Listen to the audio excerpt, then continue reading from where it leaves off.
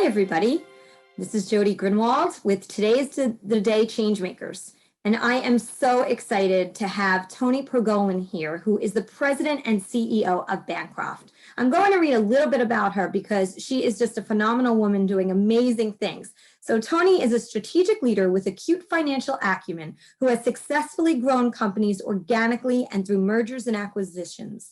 Currently serving, as I said, as the president and CEO of Bancroft, one of the largest human services providers in New Jersey and the greater Philadelphia region. You can only imagine what that's like right now during what we're dealing with. She has more than doubled the size of the organization in 10 years. Truly phenomenal.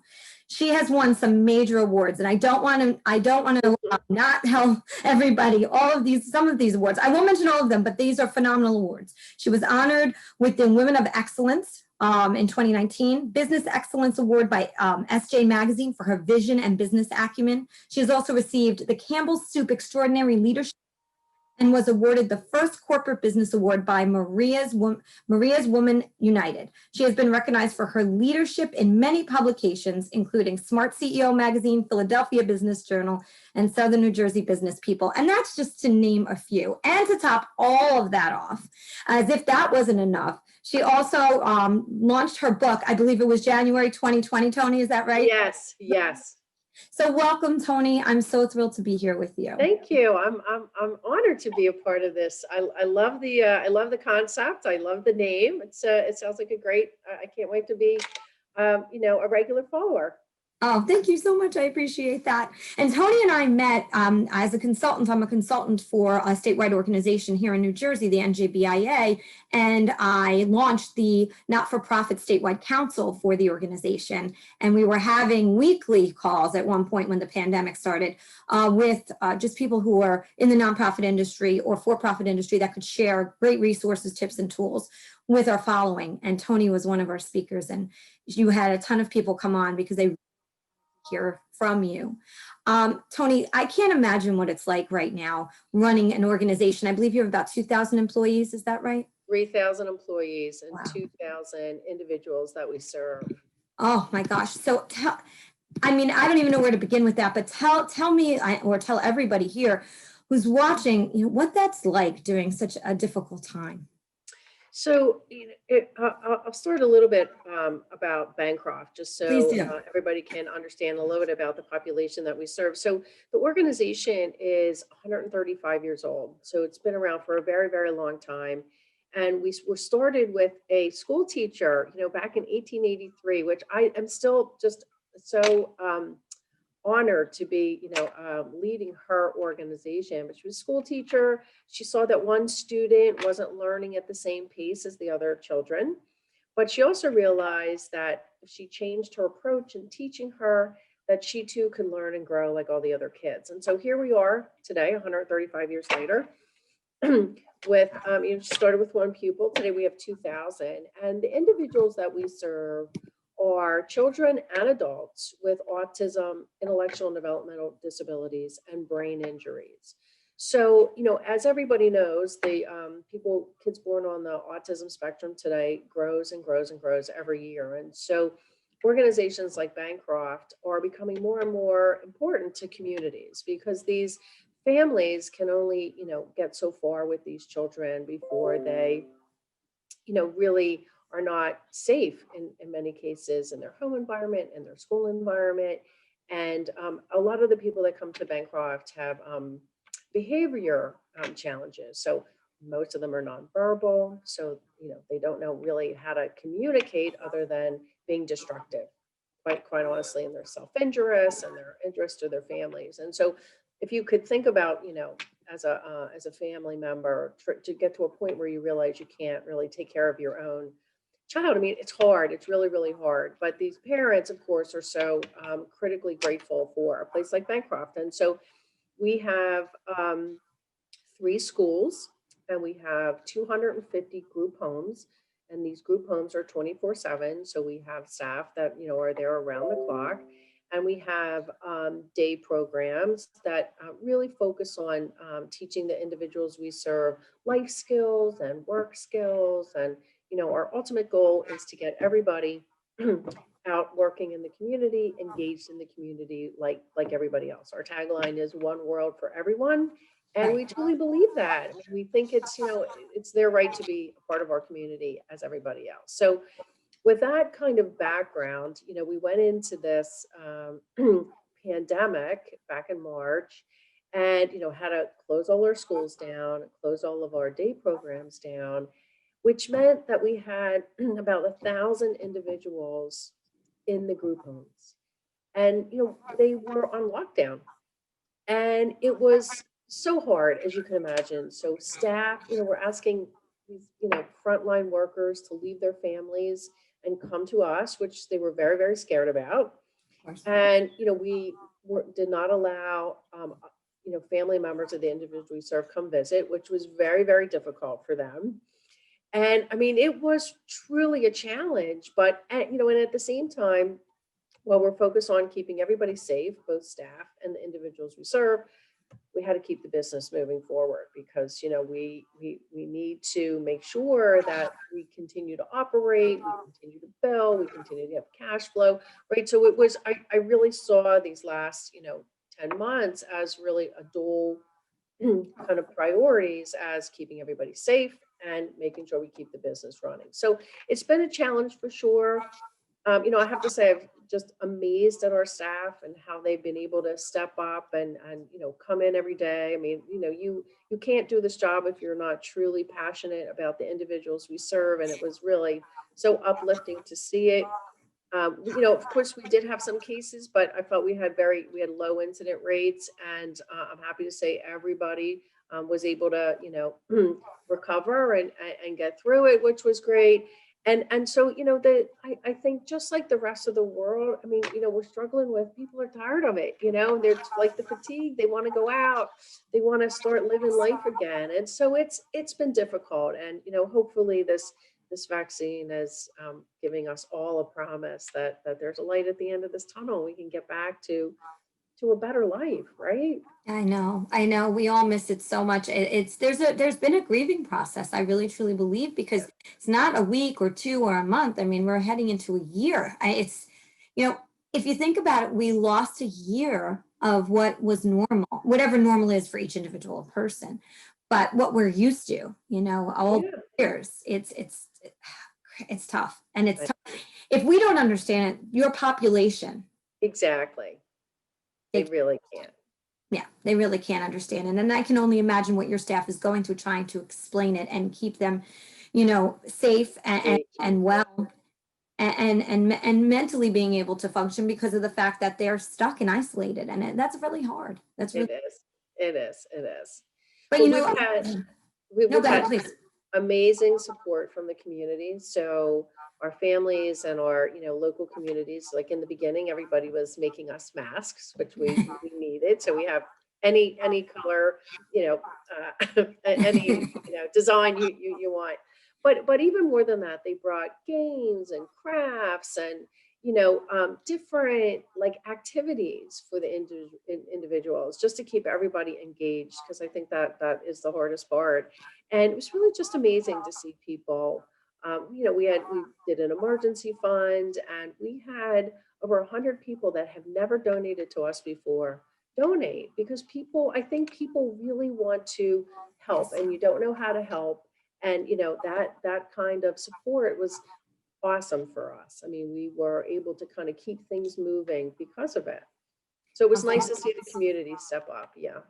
That's amazing. I can tell you too, you know that I'm also CEO of the Zach Gia Plutter Kids Foundation. And one of the things we're doing with our performance group is we're zooming into organizations like yours, and the kids are performing so that they can actually hear music. So that's always open to your group as well. And because I feel like music brings everybody together, and we have seen, we've been doing that a lot for assisted living and nursing facilities. That's great. That's Yeah. great. So anything that can be done virtually is helpful, and like you said, you've got tons of masks and lots of other things that people are donating. And where can people, just because I know we're in the middle of the interview here, but I want you to make sure I have an opportunity to say where people can donate or reach out. Sure. So the website is bancroft.org. and there's a donate button there, and there's a lot. We won't be able to do our major fundraising events this year, like our butterfly ball and things like that. But there's a million other ways that people can support us and contribute. So I would just encourage everybody just to go on the website if they get a chance, just to check it out. And I have to agree because the website is amazing. Your facility is your new facility is incredible. But before we get to the new facility, this is not the first time that you're dealing with a major issue, being the CEO and president of Bancroft. When you walked in to your organization, it was very different than it is today, and you've done such an amazing job. I myself read your book. Too Important to Fail. I encourage others to, because it's a really heartfelt journey that you went through, that you're sharing, which I think is a beautiful thing. Being myself, someone who launched a nonprofit, who feels like it's way too important for it to fail. So I'd like to just take you back to that. Give us a little bit about what you walked into and the change that you created within the organization. Sure. So I came to Bancroft in 2004. So it's been 16 years. And I had spent my prior 15 years at a health system. So I spent a lot of time in nonprofit, a lot of time in healthcare, and I am a CFO, in training. So when I came, I was recruited as the chief financial officer, and I had worked for the CEO of Bancroft in my pen days, in my healthcare days. So he knew me, I knew him, and he came over and he said, we're in the middle of a turnaround, and you've done this before, and I could really use your help. And I just think, as we kind of go through our careers, we all know when it's time for the next thing, and I was ready to leave, and I was ready for the new challenge. I really, really was. And I knew coming into this that it was going to be difficult, because I got to see all the financials, but I was ready for it. I was like, what, if I got to go through, bankruptcy or a merger, like I'm ready for that. Like I want to kind of bring all my expertise to the organization and see where we go. Well, when I got here, you really don't know the situation that an organization is until you sit down in the seat. Absolutely. And as much as everybody knew they weren't doing well, I mean, nobody knew really just that, the brink, I would say, of bankruptcy we were on. So when I first arrived, I mean, cash flow, we were maxed out on all of our lines of credit. We were, having really hard time collecting money. And it wasn't really our creditors. It was really our inability to bill correctly. And so it was more internal than external. So there was a lot to do, but, in those first couple months, all I did was answer the phone from our vendors who were threatening to cut off services. And as much as they didn't want to, because they knew what we do, I mean, they were running a business too. And so it was, the utilities and the heating and the healthcare insurance, like all these people would be calling me saying, we haven't been paid for months and we're going to have to cut you off. So I was like, okay. Let me just, move some funds around to keep everybody happy. And so those first months, and payday, I lived and breathed. Every 10 days was payday, and it was very, very difficult. But I continued on it, because the more I was there, I got to learn about the organization, because I really knew nothing about it when I arrived.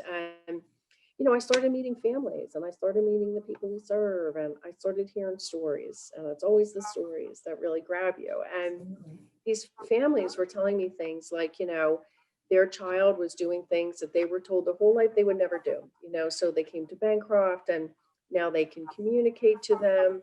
They graduated, they wore a cap and gown and graduated from high school, and they went to the prom, and they, played sports, like all these things they've ever wanted for their children. And, every story ended with, thank God there's a Bancroft, and we don't know where we would be without a Bancroft. And at the time I'm thinking like, oh my gosh, like I'm about to file bankruptcy at Bancroft. And so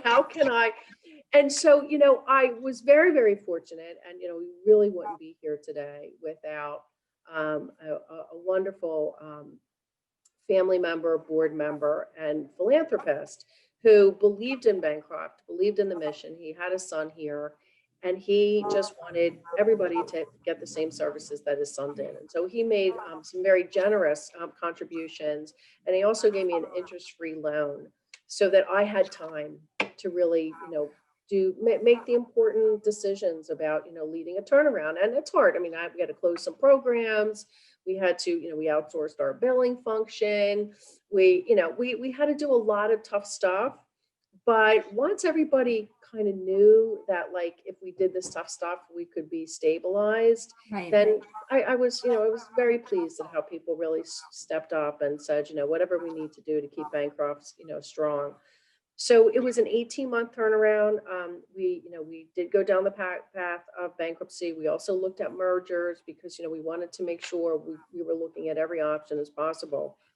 But, after the 18 months, we got to a decision point, and, I was very, very nervous about making this decision.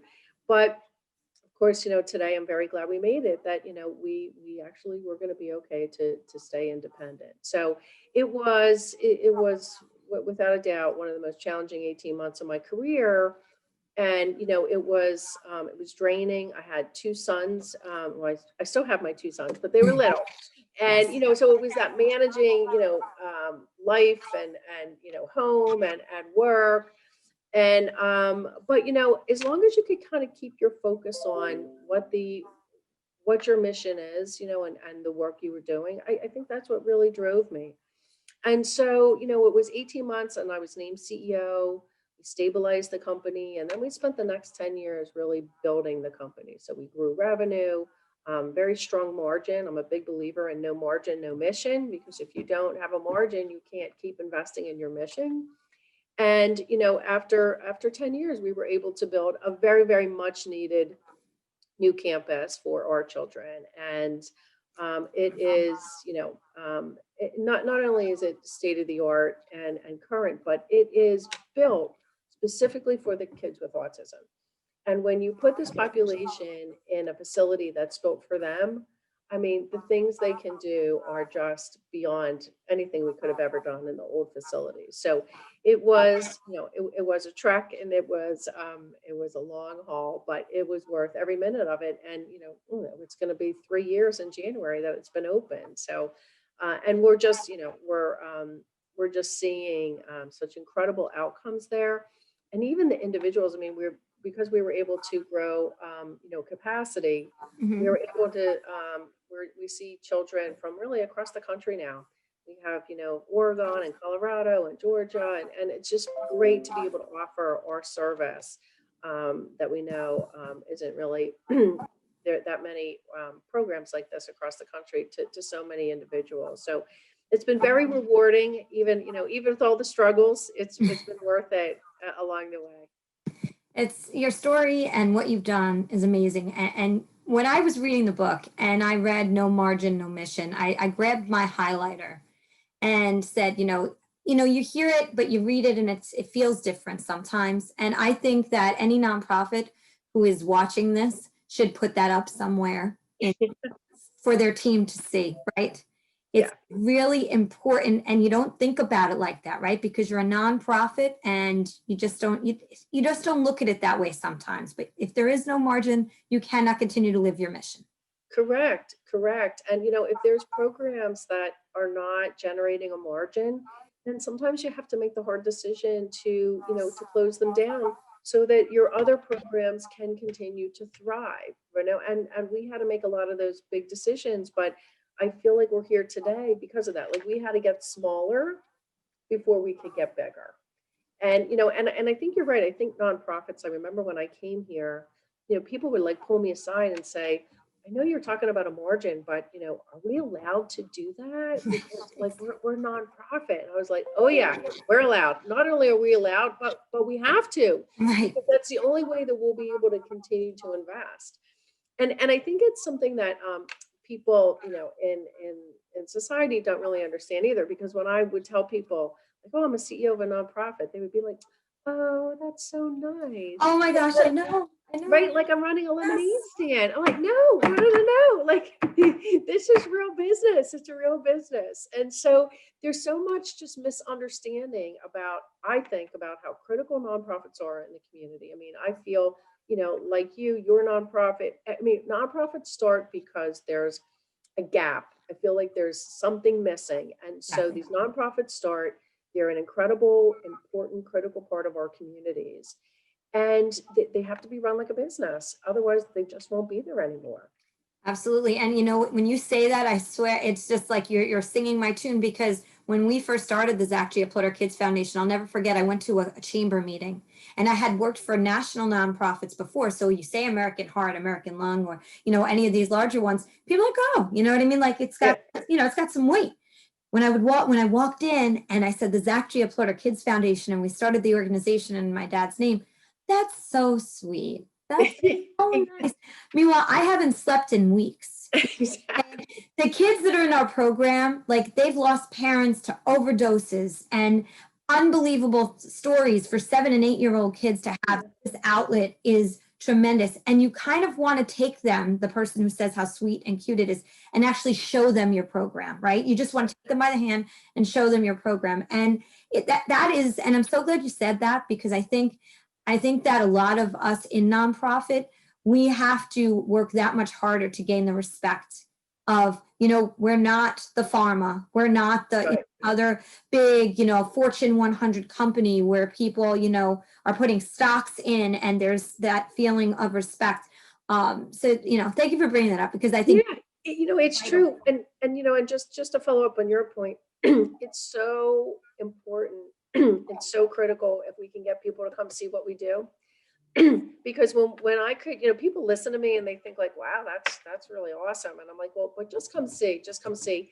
And when you see it, I mean, their eyes are like, wow, like, we had no idea just how many people needed this, and just how amazing your staff is with them. And it's truly, I would encourage all your listeners, if you have the opportunity to go look at one of these nonprofits, because the work they're being done and is really phenomenal. And where would these kids be, right? The kids that you serve, the kids that we serve, where would they be if there wasn't these organizations? So I think they're all too important to fail, which is why I titled the book that way, because I just think that, and I really hope that not only is it some leadership lessons around a turnaround and leading a nonprofit, but I also hope to really build awareness around nonprofits to the everyday reader, just so they understand it in a little different. Oh, absolutely. And I feel I think it's required reading for those who don't understand what nonprofits actually, the work that they do. I remember a part in the book when you said that you were kind of standing, I think you were standing in the doorway of the new facility, and you couldn't believe, right? You were there by yourself. Yeah, yeah. Right. And honestly, when I read it, and even when I just said it, I get chills just thinking about how you had to have felt in that moment after all that work. Like I probably would have just, because I'm such a mush, I probably would have just sat there and teared up, because blood, sweat, and tears, right? Totally. It was really surreal. Like it was, especially because I mean, it's this ginormous facility. And even today, like, I pull up and I'm like, oh my God, like we still did it, You But in did. that, I was there alone. And, I mean, we made, I don't know if you've ever built anything, but, I built a house one time and I thought that was a lot of decisions. If you really, build, 175,000 square foot facility, you make a million decisions, right? The colors and the doorknobs and this and that. And I'm walking through and it's like, I remember like, the decision around that and the decision around that and just how big it was. And I was just like, oh my gosh, like it really, really happened. And so many times, I always believed, I kept moving, but I always believed I would get it so far. And then the person after me would kind of wrap it up. Like you know what I mean? So I was never going to stop moving, Right. but you just get to a point where you think like, I mean, it took us years, literally years to sell the old facility. And we really couldn't build the new one till the old one sold. So there would, I mean, it was just so much of it. And it just, it's, you should never give up. That's my kind of advice on it. Cause there were so many times I just wanted to be like, you know what, I tried, and I got it farther than anybody else. But I never gave up. I just kept going, and it was very, very exciting. I do ask a lot of my guests about, did you have mentors along the way that helped you through this process or even earlier in your career? Absolutely. I think we all do. And, sometimes they're more informal mentors than formal ones. But, there are people like when I was at the healthcare facility, I mean, there were people who actually, saw something in me that I didn't even see myself. And, those are the kind of people that I think are the most, encouraging and really help you grow. But on the other hand, like you have to be willing to take the risk, So when they would say like, you're ready for this next step, I'm like, oh, I don't know. You got to be ready for the next risk, you got to have the courage to keep going. And here when I was going through, some of these tough decisions, there's a couple people on our board that I really would not be here without. I mean, just their guidance and I wouldn't say any of them like, told me things I didn't know, but you really need that kind of support when you're going through these difficult times. Like, does this make sense? Because this is how I'm thinking about it. Does this, and I think like that's the kind of support I think is most helpful to leaders, is somebody to have somebody to bounce some stuff off with, so you don't, because it's lonely at the top. I mean, that's a true statement. And it's just good to say like, does this make sense? Right. Yeah, yes, I agree 100%. And sometimes I think, especially, and I hate to say it, but especially women, I think are sometimes afraid to ask those questions because they don't want to appear like they don't know. Yeah. And have that persona like they need help. And so I advocate, throughout this podcast and this YouTube channel, I will continue to advocate for the importance of mentorship and making sure you do not feel alone, because what you're right, it can be extremely lonely at the top. Right. And well, I'll share with you too. I was just telling this story last week about the pandemic. So when the pandemic, hit back in March, I remember I was actually in Key West. I was getting ready to attend a friend's wedding, and my chief clinical officer called me and she said, I just want to let you know I'm locking down the facility. And I was like, really? Like, we're at that point? And she's like, we are. She's like, I think this is, really beginning to, become a big deal, and I just want to lock it down. Do I have your support? And I said, absolutely. When I hung the phone up, I remember saying to my friend, like, I know how to fix the finances of an organization, right? That's what I do. I have a whole toolbox of calculators and rollers and spreadsheets. I know how to do that. But I don't know how to fix a pandemic. Like, I don't know how to keep my people safe. Like, and as the leader, you really feel like, oh my God, it's my job. It's my job to make sure everybody's safe. And, I actually like paused and was like, you know what? It's not my job. All my job is to make sure I have people around me that together we can figure this out. And, I have, I always tell the story that I have another toolbox, and it's called my team. And I could look at my team and say, you know what, I have a chief clinical officer. She has a whole group of nurses and infection control people. Like, this is what she does, And, and together we really, really work together to keep everybody safe and keep the business going. And it was a real, a reminder that you don't have to have all the answers. And you don't, no matter what position you're in, you have a team around you for a reason. And to be honest with you, they were thrilled to be able to step up because they want to be a part of it as well. No, that's really great message. That is very, very true. And it's wonderful that you have that kind of team. I did want to ask you something, you mentioned you had 2 boys during this, and you mentioned it in the book. And I know that work-life balance, we all talk about it. It's different for everyone. And in nonprofit, I still haven't found it myself because I don't know that it exists, but I don't think it does. I don't think so either, right? So I just, any advice, that you would give to someone like yourself who, is a parent running an organization of this size? How did you maintain a little bit of balance? And if you could go back, what would you maybe do a little differently? It's a great question, and I think something we think about often. When I went through it, a couple of things I would say, like there were things on my boys' everyday life that I didn't want to miss. So I made every music concert, even though none of them play music instruments anymore today. But at the time, it was important, right? Their games, because I couldn't do the lunch mom and the recess mom, which in the beginning they wished I would, and as they got older, they were grateful that I wasn't the lunch mom. But I would always do field trips, so like I would, make sure I made time for things that were important to them and important to me in their life. And when I was with them, I didn't feel guilty about not being at work. Like that I think is the best advice. Make your decision on what's important to you and then accept it. So when I was at work and if I had to work on a weekend or I didn't feel guilty about it because I knew I was going to give it back to my kids when they needed me. So it's like know where you need to be and then don't feel guilty about it. Like it really breaks my heart. I see, some moms when they're at work, they feel bad they're not at home. And when they're at home, they feel bad they're not at work. And more than anything, just be comfortable where you are, make the decision where you need to be, and then live it, And I learned very early on, and I'm sure other mothers can relate to this. I mean, there's some mothers who are the work at home moms, or no, yeah, like they, the stay at home moms. Yes. And listen, thank God for them because they were great for me. They picked my kids up and this and that and the other thing, right? But I'm not one of them.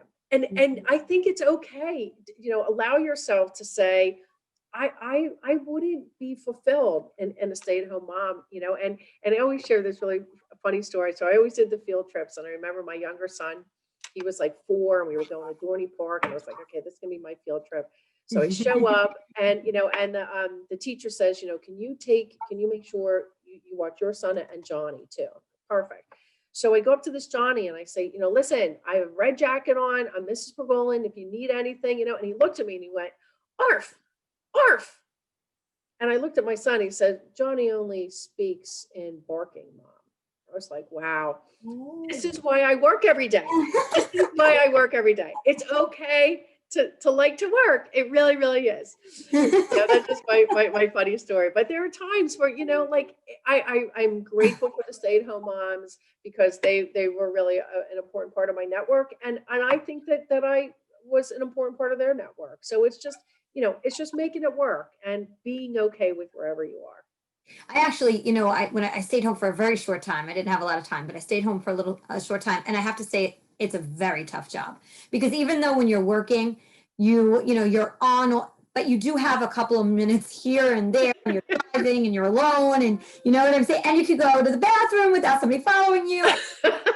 There's just the little things. There's the little things. So there's something to be said. But I will tell you, which is funny you mentioned that, is that my daughter still remembers like the second grade party that I didn't make. You know what I mean? So you still, but right. If you could not have the guilt, make the decision and not have the guilt and convince yourself knowing that you can't be in 10 places at one time. It's just physically possible or emotionally possible either. That's the other thing. And my last question that I ask every guest, and I have to tell you, I could talk to you for hours, great things to share, is in your career, if you were to look back, if you knew then what you know now, what would that be? I would say that one of the things that I know now that I wished I known earlier was the value of networking and relationships. Like I felt like in my early career, I worked for a large company, and so we never left the company. You know what I mean?